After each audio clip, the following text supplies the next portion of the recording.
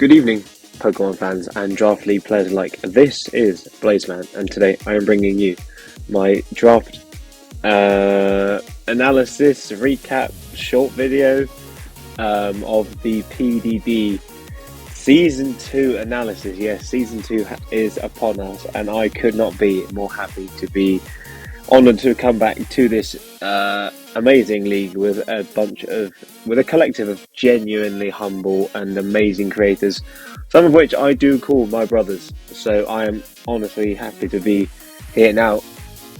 As avid followers of this channel know, the Winchester Medichams did not show their true capabilities in the last season. We became very busy, didn't really build an amazing team. It lacked what I feel the Draft League team needs in specific win cons. It was more of a mash of mons I wanted to try, but then didn't really pair them that well. Like Ursaluna and Goldengo paired pretty well together, but then Goldengo ended up kind of shoving into a role of more utility. But anyway, nonetheless, we are going to absolutely smash this season, and we will be coming for that chip. That is right, you heard it here first. But, so how are we going to start off our run? Well, luckily, your Winchester Medichams were first pick. But before I get into our exciting draft, also I'm going to keep this video a bit of a shorter video because I know that short form content is something that YouTube are trying to push, and TikTok is destroying everyone's attention span. So let's make this a short one just to keep it short and sweet. So yes, so a couple of housekeeping and sort of admin things I want to get out of the way. First off, as PDD Season 2 is entering, KJ and Kiloboom so kindly decided to make me one of the mods for the Season 2. So I greatly appreciate that, and I've obviously messaged both of them. They're both, well, KJ is my brother, and no, Kiloboom is a very good friend of mine. So yeah, they're two very amazing people who I genuinely appreciate and have messaged and hope to live up to the standards that they set for this. So yeah, thank you both for allowing me to be a mod. I hope to fulfill that role to the fullest extent and really transform this league into what we want it to be. Second up, we've got a couple of new coaches this season. We've sort of reshuffled the roster, and the first one that I'm so excited about, long-time viewers of the channel will know, well, people who know me will know that this man right here, CJ Jensen 31, he is the fucking GOAT. He is my guy. He is the fucking MVP. This man, I'm so happy for him to be part of the this season, and I know that he will do well. I know that he really will do well. So that is that. That's the second bit. This man, the GOAT, has come to this division, and we're so happy to have him. We know he's going to do well. And the third one being, I'm going to quickly dive into the terror rules of this season, because we've changed it up a little bit. We've given it a little bit of a twist, you know, a little bit of a something, a little bit of that spice. We've been cooking something. So before we jump into it, let's quickly break down the terror rules. So now for PDD, we have a 25-point terror budget for 2 to 3 mons, and you must obviously draft at least 2 terror captains. You can have 3, and then obviously it's the standard 3 types, 1 stab and then 2 others, or 2 stabs and then 1 other. But the catch is that all the types are tiered. So for example, when you draft a Pokemon, let's say you draft Glastrier as your terror captain, you then get Ice, which is a free, it costs nothing to have it as a terror because it is a stab. And then you can have 2 other types that cost. So for example, it would be Glastrier, the point of Glastrier, as in how many points it costs for that mon, plus the budget for 2 types. You could have Glastrier plus Water and Fairy, which would probably be about probably about like 12 points. So yeah, that's an example. So I'll break it down with my Terror Captains, for example. But yes, you can have the mon, which the cost of the point of the mon, then the stab is free, and then 2 other types which cost. Obviously, and as you can see here, we've got a tiering, myself, KJ, Killua, and Onesie sat down, who is also the other mod. Congratulations, well deserved in my opinion. Who is, so we all sat down and looked at the terror types, and we thought Water, Fairy, great defensive typings, need to cost a lot of money, good offensive typings. Ice, very good for the electric types. so that needs to cost 5 points. And then steel is also very good for the defensive synergy, so we thought that needs to cost 3 points. And then we got dark, fighting, ghost, psychic, electric, flying, ground, normal, dragon, grass, all of which are good in their own way, but they're not interstellar, as it were, as the first three are, as the first four types are. So they're all 2 points. And then we've got the bottom two, we've got poison, rock and bug. Rock and bug makes sense, but poison we might have fumbled the bag a little bit, but hey, it's not going to be perfect. So yeah, we felt a lot of people did end up choosing poison types for their 1 point, which, you know, I mean, you just need to draft a grounded poison type, but some people did for the memes. But anyway, yeah, point being is we should have probably put poison in too, but hey, you live and you learn. But yeah, so that's it. So that's the Terra rules. I'll explain it more as I go into my draft. But yeah, let's hop right into the draft.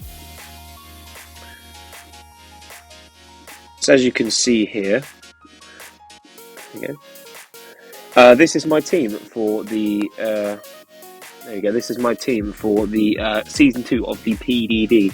Thankfully, I was first pick, so I got a chance to pick something I wanted to try, and that was Greninja. Now, this mod is something I've seen KJ specifically use very well in his recent run of the PPL. I think it was Player Division. He made it semi-finals, and then he made it pretty far. And I mocked with him on quite a few occasions, and there was some good times with Greninja. I love how Onesie mentioned the only time that he used Greninja is when he fucking 5-0'd me. I was like, come on, man, there was more than that. He used Greninja more than just that one time, but it was to highlight how good it is. And I was like, yes, it is a very good mon, which I had to prep for on many occasions. Some of which I just didn't have switch-ins, and that was one of the matchups where Greninja just absolutely smashed me up. Yeah, it's got 2 amazing abilities in Battle Bond and Protein, and it's now got access to Sludge Wave as a better way to hit fairy types, as opposed to really risking the gunk shot miss. So yeah, that's another reason I wanted to draft it. New mon to me, never used it before. New move, great. 2 great abilities. What more could you want? Set up with Battle Bond. Overall amazing breaker with Protein. Utility, you know, amazing speed tier, great typing. What else can you need? So that would be my first pick. And then, so I got first pick. So the wheel went all the way down, all the way back again. And I wanted something that paired really well offensively with that. And I was like, man, I want to try Inferno again, because I believe it got knockoff. Is it close combat? No. Yeah, maybe. No, knockoff. Knockoff, U-turn. I think it was knockoff. No, it was knockoff and vacuum wave and something else. It got a lot of good moves. It mainly got knockoff. I think it already had vacuum wave. Yeah. But anyway, it gives it a chance to break down those bulky psychic types. So that is an amazing pairing. Obviously, I've mentioned it. We all know Inferno, but it's an amazing mon. They go physical, special, setup, bulky, slack off if you really want to. Iron Fist is a great ability. Gets Stealth Rocks, gets U-turn, as I've mentioned. So yeah, it's an amazing mon that pairs well with Greninja. Really draws in the bulky grass types that Greninja doesn't really want to face or struggles to break. Bulky water types are going to be a slight problem for the 2, but we can fix that later on. So obviously this is Paldea deck, so we need to prioritize fairy and steel types, because there's going to be absolutely no fairy or steel types in the next 3 to 5 rounds. So I grabbed Scizor right here because I've seen a lot of people use it, and I know it doesn't get a boost, but thankfully it does still get default. But I wanted to use Scizor for a long time. I mean, it's just a fucking cool looking Pokemon, isn't it? It's a metallic bug. Who doesn't want that? But yeah, so Scizor is there, and yes, as I say, it gets Bullet Punch, gets Quick Attack, gets access to Sword Dance, gets Knockoff, gets U-turn, gets Defog if you need it. And it's just a really good steel type, and it is very powerful. This gen gets close combat as well now. But yes, that's Scizor. And then, obviously, as you can see with the first 3, bulky water types just kind of sit in front of them to a certain extent. So I thought, I need Thundurus. I need Thundurus really badly. Not specifically Thundurus, but I need a good electric type. And I always like electric types that can U-turn on bulky ground types. But obviously, Thundurus is there, and I just thought, fuck it. It's a good speed tier. It gives me 100 base speed, because I currently had 122, 108, and was 65. So I thought 100 was 101 was a good speed tier. Gives me amazing wall breaker, amazing setup potential and agility, nasty plot, and all that stuff. So yeah, really good mon, really strong special breaker. So yeah, so with my other pick of the wheels, it came back around to me. I went Terra Sandaconda. Now Sandaconda, it was a mix of wanting to really use Terra Sandaconda Shout out to the BBR, where I really wanted Sandaconda on many occasions to be Terra, but unfortunately it wasn't. Plus, not really liking a lot of the other ground types. There was either ground types that I've just used already, like Mudsdale. Mudsdale is just a staple Pokemon, but I just wanted to use this. The whole point of this season is using new shit, or shit that's new to me. You know, like shit that's either new in the generation or just never used before. And Sandaconda is one of those. I've never used it with Terra, and I really think it has a lot of potential. Ground, obviously, for the stab. Fairy, because Fairy plus Ground pairs stupidly well together. And Grass, because it's kind of a budget water. I couldn't afford water with the typings, which is fine, because Grass still beats the bulky water types. Anyway. But yeah, so, like I say, Sandaconda was good for the points. And yeah, but the other mon I was looking at is Mamoswine, but that didn't fit well with the points, because it was about 14 points, which is just, it's too expensive if you ask me. Not too expensive, as in it was too expensive for my budget. I couldn't fit it in the budget. But yeah, so Sandaconda is going to be a strong Terra Captain, and I look forward to seeing how he can do. A couple of people have mentioned to me about some other Terra types. I knew about the sets that they were talking about when I chose the Terra types. But yeah, we'll leave that for now, and if I feel the need to change it, I will do. But yeah. So the wheel goes, as I say, it goes back down and comes back around, and the fairy types are dwindling. They are dwindling. I wanted a good fairy type. I wanted a nice... I wanted a Wishmon as well, because I have no recovery at all that's reliable in these first, apart from Slack Off Infernape. I wanted some good reliable recovery, nice Spadef, and I wanted a spinner as well. So I grabbed Screamtail. It's a great mon. I love using it, and it's a really good, like I say, it's a good... special defensive pivot, physically defensive pivot, utility mon, just overall great defensive pivot. It can be ran offensively, and you know, if we're talking like some sort of bulk up variant, or you know, just especially offensive. But for now, its main position is just going to be an amazing blue mon for me to use. And then I wanted to get a grass type and a spinner and a spikes mon. So Brambleghast, Tumbleweed it is. Thistle, another good mon. Obviously, this mon isn't the most defensive Pokemon, but it is a mon that I do enjoy using and had a lot of potential. Plus, I wanted a good strength stat mon to keep those physical attackers at bay, and it's got a great speed here in 90. But yeah, so that's that mon. It's going to do very well for me. And also Terra Sandaconda Grass is to help out with the fact that Brambleghast isn't the best bulky grass type. Its physical defense is amazing. But yeah, so that's that Pokemon. So we jump into the next wheel pick. And I need another mon above 100, because Greninja and Infernape are there, but I want something between Infernape and Greninja, because Screamtail doesn't always want to run a lot of speed, and I wanted a grounded poison type. And I could have done with another special attack. I looked at the grounded poison types, all the sort of the lower budget ones, and they were just shit. So I thought, fuck it, let's grab Gengar. I fucking love Gengar. Gengar is a staple one. Gengar just never ceases to amaze me. Gengar never gets bad. It never goes out of date. It is always on. It was always on point. It's a Gen 1 mon. We all know what Gengar does. T-Spikes, fucking offensive, nasty plot. There's so many sets you can run. It gets coverage out the arse, so say Gen 1 mon. So Gengar is going to be a strong addition to this team. And a double Ghost Core is always fun. So my next pick, I really wanted to grab my Dragon type, and I wanted to get a Dragon type that had a bit of Spadef to it. It could chew a couple of hits, and I wanted them on around 80 base speed, because currently it was between Brambleghast and Sandaconda. So I wanted something in the middle, just, you know, because neither of them always want to run speed. So we grabbed Guja, who will be my second Terra Captain. But yeah, so Guja, obviously Dragon Stab is free, and then it was Fire and Water, I believe, because Guja was 9 plus, I think it came to 11 points, so I think it was 3 plus 2. Yeah, 3 plus 2. Not 11, sorry, it came to 14 points. Sandaconda was 11 points, because it was 6 points plus 5 for the Terra, because it was 3 for Fairy, 2 for Grass. But yeah, so that's my 25 points budget all used up on these two mons. And honestly, I am a man who enjoys using offensive Terras. I don't mind a defensive Terra, like my last pick could have been a defensive Terra Captain, which I'll get into, but I just prefer offensive Terra. I think Terra is something that you should use.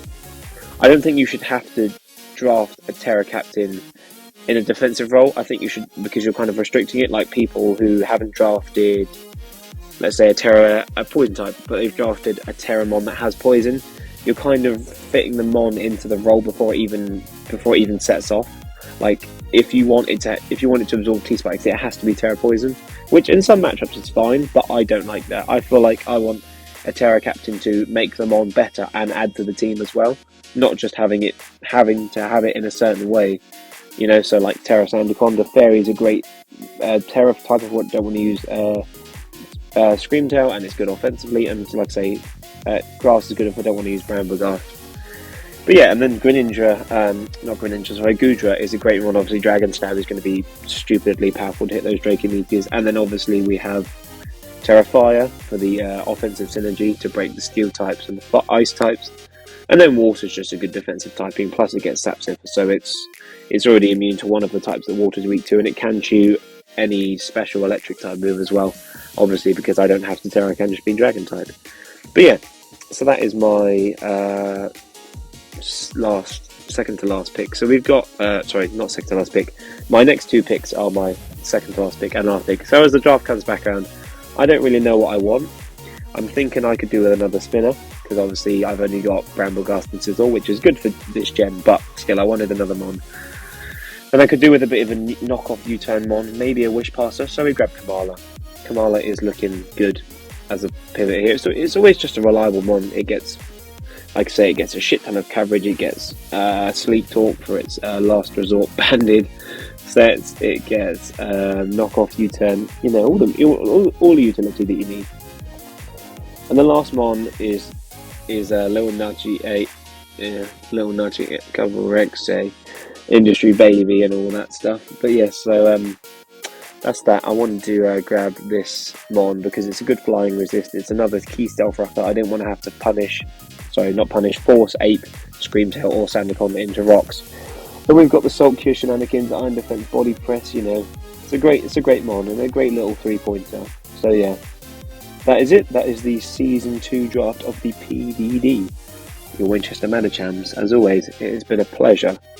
Feel free to like and subscribe, as always, and please check out all the coaches below. This season is going to be absolutely amazing. And please leave any comments down below. Let me know if there's anything you would do differently. But as always, this has been Blazeman, signing off. Peace. Also, don't forget, your Winchester Medichams are going for that chip. I will see you next Friday with the battle. Peace.